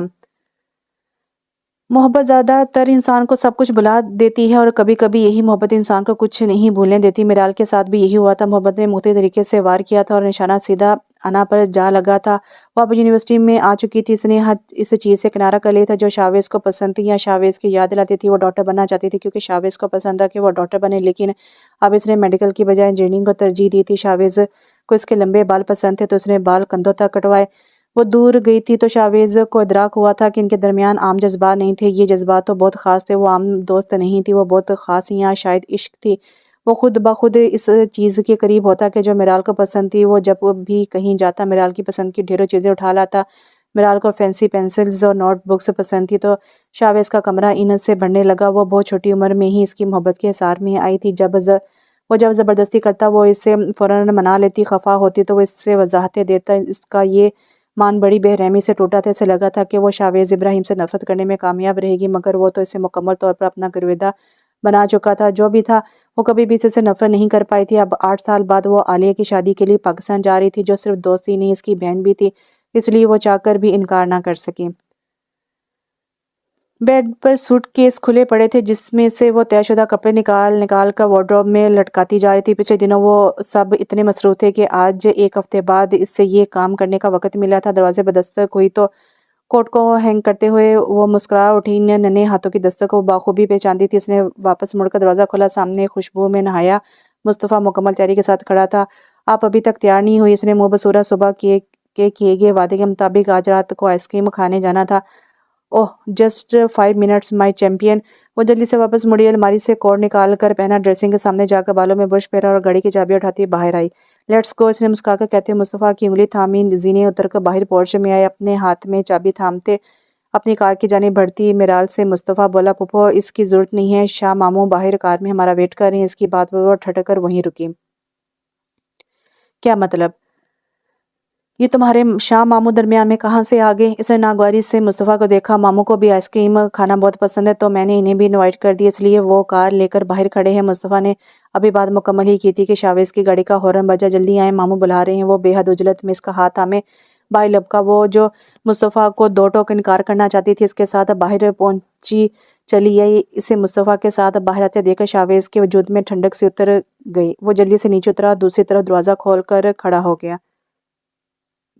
پھوپھو یہاں نہیں، آگے آئیں، میں آپ کی گود میں بیٹھوں گا۔ اسے پچھلی سیٹ کا دروازہ کھولتے ہوئے دیکھ کر مصطفیٰ نے جلدی سے کہا۔ میرال نے گہرا سانس خارج کرتے ہوئے کھا جانے والی نظروں سے شاویز کو دیکھا اور مصطفیٰ کو گود میں لیے فرش سیٹ پر بیٹھ گئی۔ شاویز نے سر کو خم دیتے اس کی آنکھوں سے نکلتے شعلوں کو دل و جان سے قبول کیا۔ دروازہ بند کرتی مسکراتی آنکھوں سے پیچھے ہٹا، ڈرائیونگ سیٹ سنبھالتے سیٹ بیلٹ پہنی اور کار سٹارٹ کر دی۔ مصطفیٰ آئس کریم کھانے کا منصوبہ محض آئس کریم تک نہیں رہا تھا، وہ پہلے شاپنگ اور پھر جوائے لینڈ میں بدلا تھا۔ آئس کریم، شاپنگ اور بے شمار جھولے لینے کے بعد وہ اب سکون سے میرال کے کندھے پر سر رکھے سو رہا تھا۔ گھر چلتے ہیں، شاویز نے کہہ کر سوئے ہوئے مصطفیٰ کو اٹھانے کی نیت سے ہاتھ آگے بڑھائے تو وہ چند قدم پیچھے۔ اس کی ضرورت نہیں ہے، میں اٹھا لوں گی، اس نے سنجیدگی سے کہا تو وہ بنا کچھ کہے اسپات میں سر ہلا کے چند منٹ کی مسافت کے بعد وہ گیٹ سے باہر نکل کر روڈ پر آئے۔ شاویز نے ہال میں چابی گھما کر گاڑی کا دروازہ کھولا۔ اسی لمحے اس نے دیکھا سامنے ہی میرال کا ڈرائیور اس کی ذاتی گاڑی لیے کھڑا تھا۔ اس نے سوالی نظروں سے میرال کو دیکھا جو مصطفیٰ کو کندھے سے لگائے اپنی کار کی طرف جانے کے لیے تیار کھڑی تھی۔ شاویز کے ذہن میں ایک کوندا سا لبکا اسے یاد آیا جب مصطفیٰ سو گیا تھا، تب فون پر بٹن دباتے وہ 2 منٹ کے لیے کہیں غائب ہوئی تھی۔ وہ یقیناً ڈرائیور کو اپنی مطلوبہ جگہ کا پتہ بتانے گئی تھی۔ اسے میں نے ہی بلوایا تھا، گڈ بائے، اس نے جس قدر اطمینان سے کہا تھا شاویز نے اتنی ہی شدت سے اس کی آنکھوں میں تیرتی بے یقینی اور خدشہ محسوس کر لیا تھا۔ وہ پلٹ کر گاڑی میں بیٹھی اور ڈرائیور تیزی سے گاڑی اڑا لے گیا۔ ہاں، وہ اس کے ساتھ خود کو غیر محفوظ سمجھ رہی تھی۔ 8 سال پہلے والی باتوں کی وجہ سے شاویز ابراہیم کی ذات ابھی تک میرال حیدر کے لیے ناقابل بھروسہ تھی۔ اس کا دل جو پھر سے نئے خواب بننے لگا تھا، آنکھیں جو پھر سے مسکرانے لگی تھی، سب کچھ ایک دم ویران ہو گیا تھا۔ وہ جو آسمان میں اڑنے کی تیاری کر رہا تھا، اڑان سے پہلے ہی زمین پر پٹک دیا گیا تھا۔ اس کی غیرت پر یہ تازیانہ بہت بھاری لگا تھا۔ جنوری کے سخت اور قہر جما دینے والی سردی میں وہ بڑی مہارت سے گزشتہ 2 گھنٹے سے بے مقصد سڑکوں پر گاڑی دوڑا رہا تھا۔ گاڑی میں چلتے ہیٹر کی وجہ سے اسے اچانک گھٹن محسوس ہوئی تو اس نے بٹن دبا کر گاڑی کا شیشہ مکمل کھول دیا۔ ٹھنڈی ہوا کے جھونکوں نے لمحہ بھر کے لیے اسے کپکپی میں مبتلا کر دیا، لیکن اس کے ذہن میں اپنی سوچوں کا جو ایک جہنما آباد تھا، اسے قدرے طمانینت کا احساس بخشا۔ اپنی 29 سالہ زندگی میں نے تمہیں ہی سوچتے گزاری ہے، جدائی کے 8 سالوں میں تصور میں تم سے معافی بھی مانگی ہے، تمہارے تمام دکھوں کا مداوع کرنے کے عہد بھی باندھے ہیں، پھر کیسے تم میرے ساتھ خود کو غیر محفوظ سمجھ سکتی ہو؟ اس نے تکلیف سے سوچا، غلطی میری ہے، مجھے تمہارے واپس آنے کا انتظار کرنے کے بجائے پہلے ہی معافی مانگ لینی چاہیے تھی، مگر اب میری معافی مانگنے کا کوئی فائدہ نہیں ہوگا۔ تمہاری بدگمانی کی دیوار اتنی اونچی ہو چکی ہے کہ میری ایک معافی وہ دیوار بالکل نہیں پھلانگ سکتی۔ اس نے زیر لب کہتے ہوئے روڈ کے کنارے گاڑی روک کر افسردگی سے سیٹ کی پشت سے سر ٹکا دیا۔ اس نے آج تک میرال سے معافی نہیں مانگی تھی۔ اس نے سوچا تھا وہ جیسے ہی پاکستان آئے گی وہ پہلے اسے اپنے وجود کا ساتھ دلائے گا کہ وہ آج بھی اس کے لیے وہی کھڑا ہے، اسے باور کروائے گا کہ وہ شرمندہ حصے سے معافی مانگنا چاہتا ہے، لیکن اب اسے اپنا لیا گیا فیصلہ بالکل غلط لگ رہا تھا۔ میں جانتا ہوں کہ مجھے اب کیا کرنا ہے، اس نے کہتے ہوئے گاڑی گھر کے رستے پر ڈال دی۔ آغا جان کے اسٹڈی روم میں اس وقت موت سا سناٹا چھایا تھا۔ تمام افراد بے یقینی سے شاہویز کو دیکھ رہے تھے، جس نے سب کو ایک اہم بات بتانے کے سلسلے میں اسٹڈی روم میں اکٹھا کیا تھا۔ وہ اہم بات سننے کے بعد تمام افراد پر جیسے سختہ طاری ہو گیا تھا۔ تمہیں اندازہ بھی ہے تم کیا کہہ رہے ہو؟ آغا جان کے ماتھے کے بل مزید گہرے ہوئے۔ بالکل مجھے اندازہ ہے، آج سے 8 سال پہلے میرال کا جو نروس بریک ڈاؤن ہوا تھا، اس کا ذمہ دار میں ہوں۔ اس نے سر جھکاتے ہوئے ایک دفعہ پھر اعتراف کیا اور 8 سال پہلے اس کڑوے سچ کو ان کے سامنے کھول کر رکھ دیا۔ سب کچھ جان کر آغا جان کی آنکھوں میں یکلخت شعلے سے لپکے وہ جھٹکے سے کرسی دھکیل کر اٹھ کھڑے ہوئے۔ میرال، کیا یہ سچ ہے؟ آغا جان کی روبدار آواز اس کی سماعتوں سے ٹکرائی تو میرال، جو سامنے رکھے برے لیدر کے صوفے پر شیری بیگم کے ساتھ بالکل منجمد ہوئی بیٹھی تھی، گہری سانس لے کر کچھ توقع کے بعد بولی، جی یہ سچ ہے۔ آغا جان نے غضب بھری نگاہوں سے شاہویز کو دیکھا۔ سب کے اندر 8 سال پہلے جھیلی جانے والی تمام تر اذیت اثر نو تازہ ہو گئی تھی۔ بیٹے کی اس حرکت پر ابراہیم صاحب اور سارا بیگم کا چہرہ ندامت اور شرمندگی سے دھواں ہو رہا تھا۔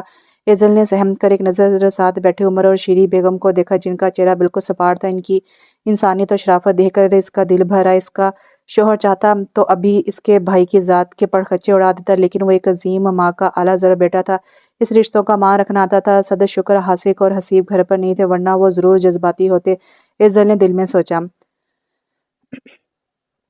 آغا جان چند قدم آگے بڑھے اور ان کا ہاتھ فضا میں بلند ہوا اور شاہویز کے دائیں گال پر نشان چھوڑ گیا۔ ابھی اور اسی وقت میری نظروں سے دور ہو جاؤ۔ اسٹڈی روم کی 4 دیواری ان کے غیظ و غضب سے گونج اٹھی۔ ممی پلیز میری بات سن لیں۔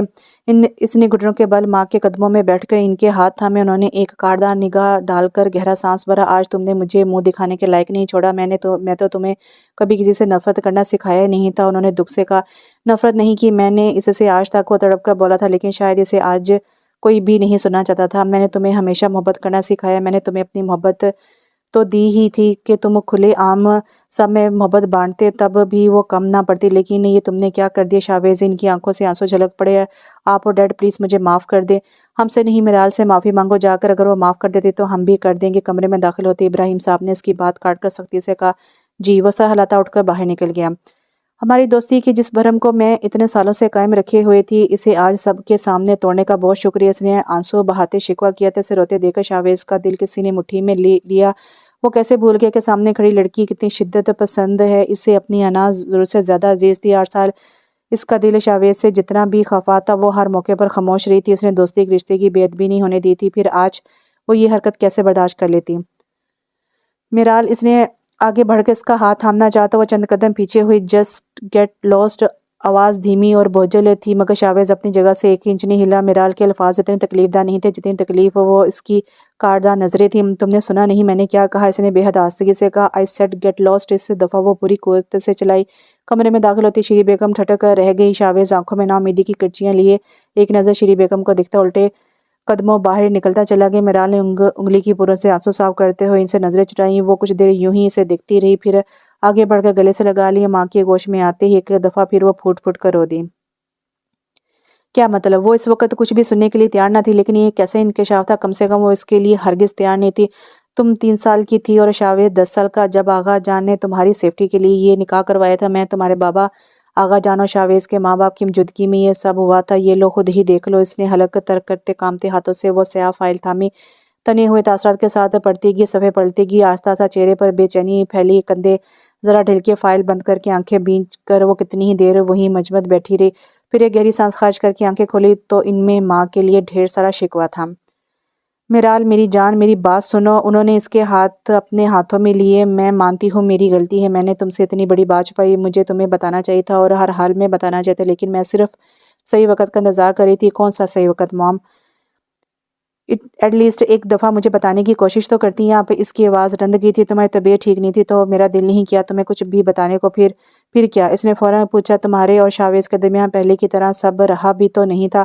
انہوں نے دھیمے انداز میں افسردگی سے کہا، کیا آپ سب کچھ پہلے جان گئی تھی؟ وہ سرگوشی کے سے انداز میں صرف اتنا کہہ سکی، ہاں۔ انہوں نے گہرا سانس لیا تھا۔ بھلا کبھی ماں سے بھی اولاد کے دل کا حال چھپا رہ سکتا ہے؟ مجھے یہ نہیں پتا تھا کہ اس نے تمہیں کیا کہا تھا، لیکن اتنا ضرور پتا چل گیا تھا کہ تمہارے اور شاویز کے درمیان کچھ غلط ہو گیا ہے۔ پھر امریکہ جانے سے پہلے شاویز مجھے اور عمر دونوں کو سب کچھ بتا کر گیا تھا۔ تمہارا رویہ دیکھ کر میں آج تک اس معاملے کے متعلق تمہیں کچھ نہیں کہہ سکی، اور میرال کی آنکھوں سے سارا شکوہ آہستہ آہستہ مٹنے لگا۔ میرال، شاویز کو بھی ایک عام انسان ہونے کا مارجن دو۔ وہ بھی تو ایک انسان فرشتہ تھوڑی ہے، اور جو اس سے کوئی غلطی نہیں ہو سکتی۔ اور سب سے بڑی بات، وہ اپنے کیے پر بے حد شرمندہ ہے، جس کا بوجھ وہ پچھلے 8 سال سے اپنے ساتھ لیے پھر رہا ہے۔ انہوں نے بات مکمل کر کے میرال کو دیکھا، جو اب آنکھیں بند کر کے کن پٹی مسل رہی تھی۔ دروازے کے پاس کھڑا ہاسک ان کی تمام باتیں سننے کے بعد الٹے قدموں واپس مڑ گیا۔ میری طرح ہی معاف کر دو اسے پلیز، انہوں نے جس قدر مان سے کہا تھا، اس بات میں سلہلا گئی۔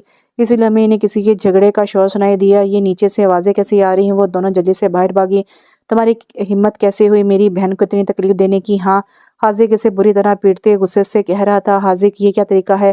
زینی اترتی شیری بیگم نے چلا کر کہا۔ حاضرین نے انہیں نظر انداز کرتے ایک اور گھونسا اس کے منہ پر رسید کیا۔ شیری بیگم نے ہاسک کے سینے پر ہاتھ رکھ کے اسے پیچھے دھکیلا، جو ابھی تک غسلی نگاہوں سے شاویز کو گھور رہا تھا۔ یہ غیر متوقع صورتحال شیری بیگم کی طرح میرال کے حواس بھی سلب کر گئی تھی۔ اس نے آخری زینے پر کھڑے شاویز کی ناک سے بہتا خون دیکھ کر مٹھیاں بھینچی کہ جیسے اپنے آپ کو روکنے کی کوشش کی تھی۔ اس کی آنکھیں دھندلائیں۔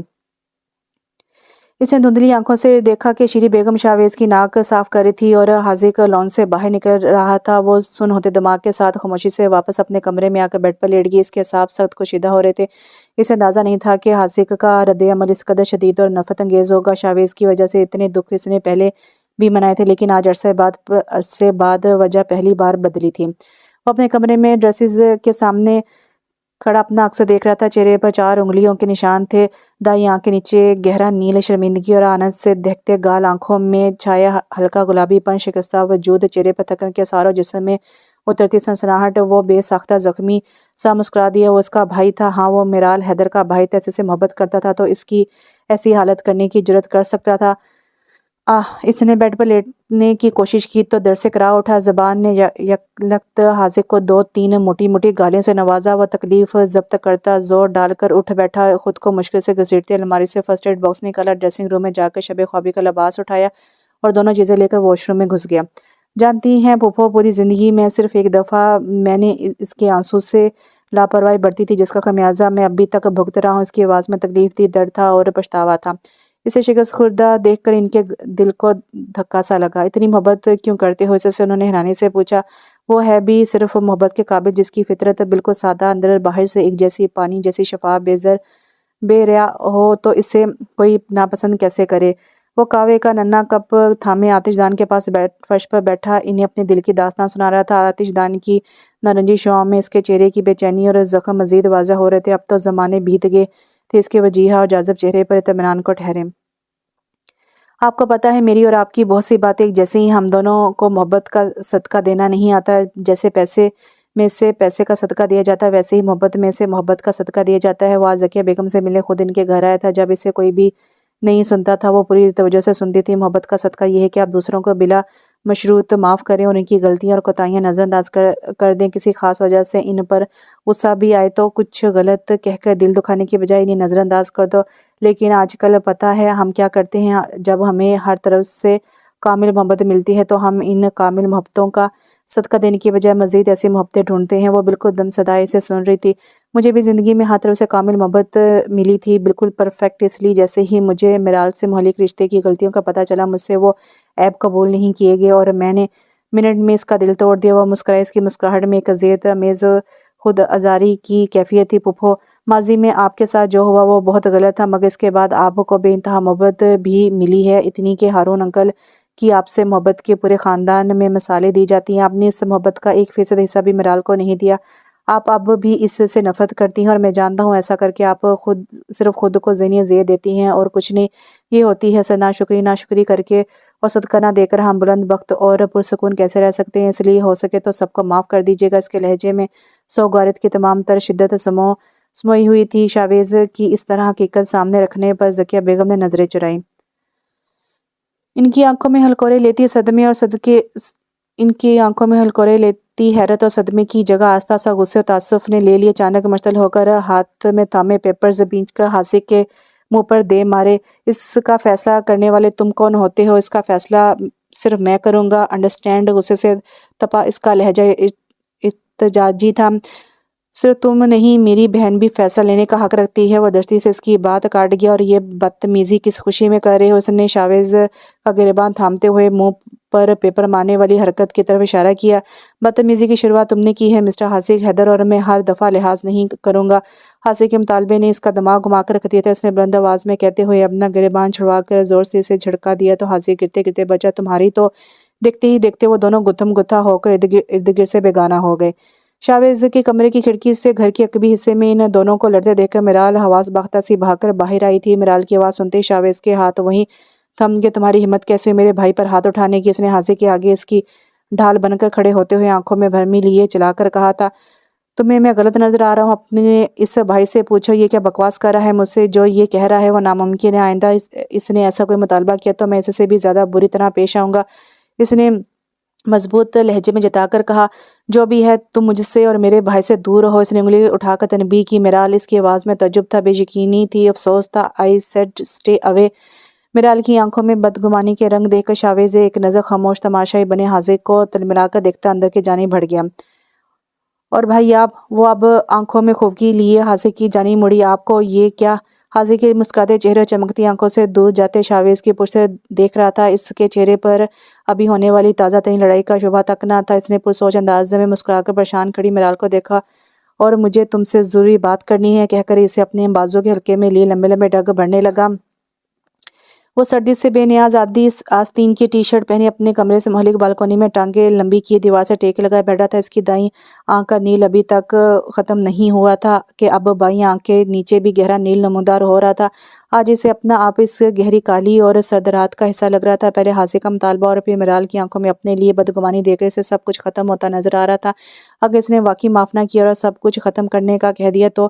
اس خیال کے آتے ہی اسے اپنے جسم سے جان نکلتی ہوئی محسوس ہوئی۔ اچانک اسے اپنے ہاتھ پر ٹھنڈک کا سا احساس ہوا۔ اس نے چونک کر دیکھا اور وہاں بیٹھی ہستی کو دیکھ کر اس کی دھڑکنیں تک رک گئی۔ یہ حقیقت تھی یا خواب؟ اس کی قوت گوئی سلب کرنے کے لیے یہ احساس ہی کافی تھا کہ وہ اس کے پہلو میں بیٹھی اس کے زخموں پر مرہم لگا رہی تھی۔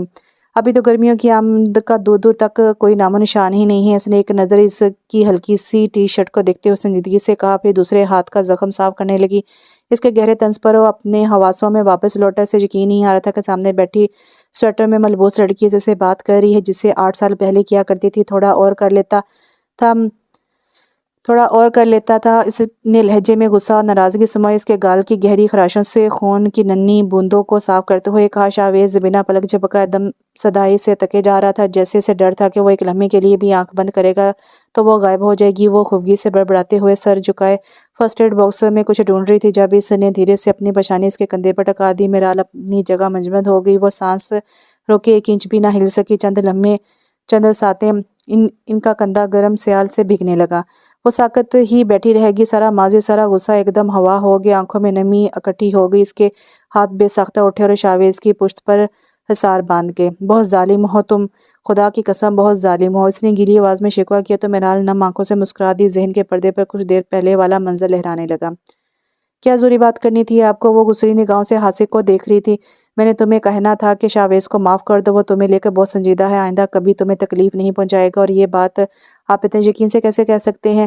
میں نے اسے آزمانے کے لیے کہا تھا کہ تمہیں طلاق دے دے، لیکن وہ میری بات ماننے کی بجائے مسلسل مار کھائے جا رہا ہے۔ کہتا ہے جان سے بھی مار دو گے تو طلاق نہیں دوں گا۔ حاسق نے مسکرا کر کہا تو وہ بھی کچھ سوچ کر مسکرا دی۔ ہاں، اب شاویز ابراہیم کی سزا ختم ہو جانی چاہیے۔ آئی ایم سوری، پلیز مجھے۔ اس نے فوراً شاویز کو چپ کروا دیا۔ وہ اتنی مسافت تو طے کر کے ہی آئے تھے، اب انہیں ایک دوسرے کی معافی تلافی کی ضرورت نہیں رہی تھی۔ کیا بہت زیادہ تکلیف ہوئی تھی؟ میرال نے اس کی آنکھ کے نیچے نیل کو چھوا۔ ہاں، لیکن اس تکلیف سے تو کم ہی ہے جو تم مجھے ٹھیک سے دیکھنا بھی چھوڑ گئی ہو۔ اس نے فوراً شکوہ کیا، حالانکہ دیکھنا تو اب چھوڑنا بنتا ہے۔ اس نے نچلا دبا کر مسکراہٹ روکتے ہوئے اس کے زخمی چہرے کو نشانہ بنایا تو وہ خفگی سے گھور کر رہ گیا۔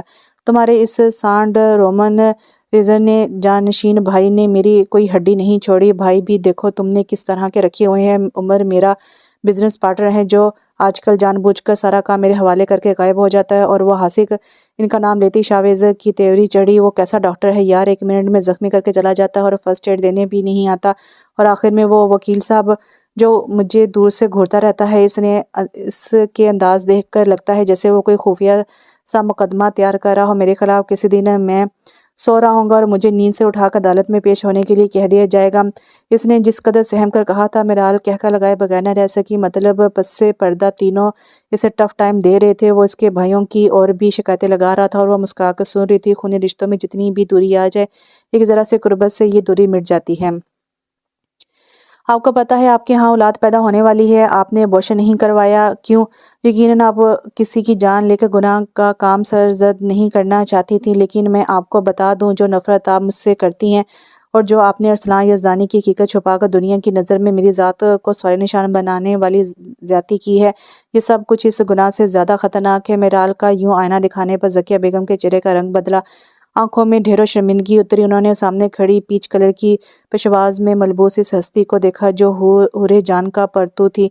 میرال، انہوں نے اس کا شانہ تھپتھپانے کو ہاتھ آگے بڑھایا، مگر جیسے ہی ان کا ہاتھ اس کے کندھے کے پاس پہنچا، وہ بے اختیار ایک قدم پیچھے ہوئی، دونوں ہاتھ اٹھا دیے اور ٹھہرے ہوئے لہجے میں گویا ہوئی، میرے پاس ماں ہے، آپ کی ضرورت نہ مجھے کبھی محسوس ہوئی اور نہ آگے کبھی ہوگی، اور آپ کے ساتھ جو بھی ہوا وہ غلط تھا، میں دل سے آپ کے غم میں شریک ہوں۔ ان کا ہاتھ ہوا میں مہلک رہ گیا، کچھ کہنے کے لیے لب کھولے مگر الفاظ ختم ہو گئے۔ اس ساری گفتگو میں پہلی دفعہ ان کے چہرے پر شدید تکلیف ابھری تھی، کہیں کچھ چھن سے ٹوٹ گیا تھا کبھی نہ جڑنے کے لیے۔ تب ہی دروازے پر دستک ہوئی اور سیاہ 3 پیس میں تیار شاویز اندر داخل ہوا۔ آج ان دونوں کا ولیمہ تھا اور وہ اسے لینے آیا تھا۔ شاویز اندر آیا تو ذکیہ بیگم باہر چلی گئی۔ چلے، اسے مسکرا کر ہاتھ بڑھایا۔ 1 منٹ دروازے کے پاس آ کر وہ رکا۔ تم ذکیہ پھپھو کو معاف کر دو، شاویز نے کہا تو وہ یقیناً سب سن چکا تھا۔ میں نہیں چاہتا تم میری طرح کسی کمزور لمحے کے زد میں آ کر اپنے اصل سے ہٹ کر کچھ کر بیٹھو۔ وہ چاہ کر بھی انکار نہ کر سکی کیونکہ وہ شاویز کی بات کا مفہوم سمجھ رہی تھی۔ سبز گھاس پر سنہری کرسیاں اور میزیں بچھی تھی۔ جنوری کی میٹھی دھوپ میں ہر طرف مہمان گھومتے نظر آ رہے تھے۔ دن کی چمکیلی شفاف روشنی میں سبز آنکھوں کو نرم سا سکون بخش رہا تھا۔ وہ دونوں بینچ پر بیٹھے مسکراتے ہوئے تصویریں بنوا رہے تھے۔ مجھے تو اب بھی یہ سب ایک خواب سا لگ رہا ہے، ڈر سا لگ رہا ہے کہ ابھی نیند سے آنکھ کھلے گی اور میرا اتنا خوبصورت سا خواب ٹوٹ جائے گا۔ شاویز کی چمکتی آنکھوں میں چمک تھی۔ میرال ذرا سا مسکرائی اور پھر اس کے ہاتھ پر زور سے چٹکی بھری۔ شاویز کے منہ سے کراس سی ابھری، ارے یار کیسی دلہن ہو تم، اپنے مجازی خدا کو سب کے سامنے اس طرح چٹکیاں بھر رہی ہو۔ ابھی تو صرف ایک ہی چٹکی لی ہے۔ مجازی خدا، اس بات کا یقین دلانے کے لیے یہ خواب نہیں حقیقت ہے۔ اپنے اس ڈر و خوف سے باہر نکل آئے۔ میرال کا شرارتی لہجہ اسے شرمندہ کر گیا۔ اسے مسکراتے ہوئے اپنے پیار محبت بھرے رشتوں کو دیکھتے ہوئے سوچا، واقعی یہ خواب نہیں حقیقت ہے۔ فراق کے طویل کھٹن سفر کے بعد محبتوں اور تمناؤں کا ایک نیا سفر۔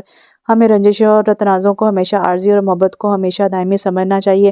تو پھر زندگی کی اس تقریب کو مکمل اور خوبصورت ہونے کے لیے میرال اور شاویز کے علاوہ اور کیا درکار تھا؟ ولیمے کی اس پروقار تقریب کے بعد جب وہ دونوں گھر کی بالکونی میں کھڑے رات کے پرسکون آسمان کو دیکھ رہے تھے تو میرال کو محسوس ہوا کہ اس کے وجود سے برسوں کا بوجھ اتر گیا ہے۔ شاویز نے اس کا ہاتھ تھام کر جب اسے اپنے نام کے ساتھ پکارا تو اسے اپنی ذات اب دوری یا سوالیہ نشان نہیں بلکہ مکمل لگی۔ شاویز نے اس کے مہندی رچے ہاتھ پر اپنی گرفت مضبوط کرتے ہوئے اسے اپنے قریب کیا اور اس کی آنکھوں میں جھانکتے ہوئے دھیمے سے کہا، ان 8 سالوں کے ہر پل کا قرض میں اپنی تمام عمر کی محبت سے اتاروں گا میرال، بس تم اب کبھی دور نہ جانا۔ میرال نے شرماتے ہوئے اپنا سر اس کے شانے پر ٹکا دیا جہاں اب صرف سکون ہی سکون تھا۔ آقا جان کا شاویز کے سر پر ہاتھ رکھنا اور بھائیوں کا شرارتی انداز میں سے چھیڑنا اس بات کی گواہی تھی کہ اس گھر کی چھت تلے اب ماضی کے سائے دم توڑ چکے ہیں۔ میرال نے اپنی آنکھیں بند کر کے اس یقین کو اپنے اندر اتار لیا کہ انسان اصل اس کی پیدائش نہیں بلکہ اس کے وہ اعمال اور محبتیں ہیں جو اسے دوسروں کے دلوں میں معتبر بناتی ہیں۔ اب ان کے سامنے یادوں کا کوئی جہنم نہیں بلکہ خوابوں کی ایک نئی روشن اور محبت بھرتی دنیا بات تھی۔ تو یہاں پہ ناول ختم ہوا۔ ناول کا نام تھا شام